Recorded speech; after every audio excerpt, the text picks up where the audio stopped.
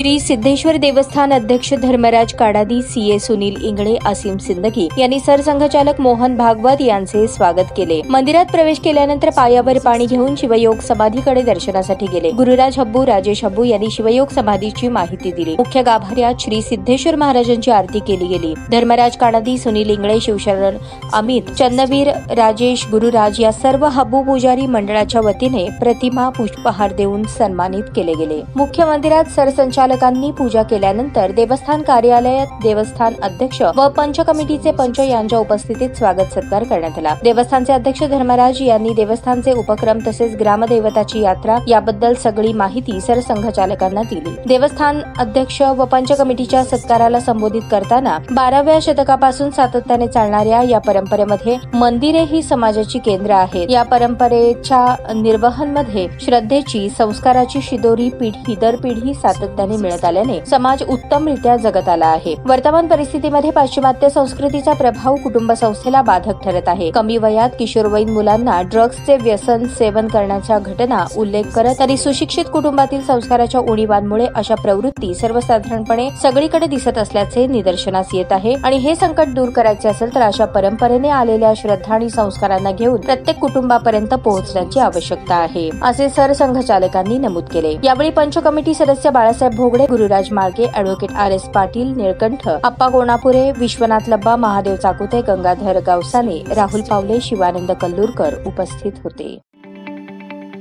ताज्या बातम्या पाहण्यासाठी प्राईम महाराष्ट्र न्यूज चॅनलला सबस्क्राईब करा।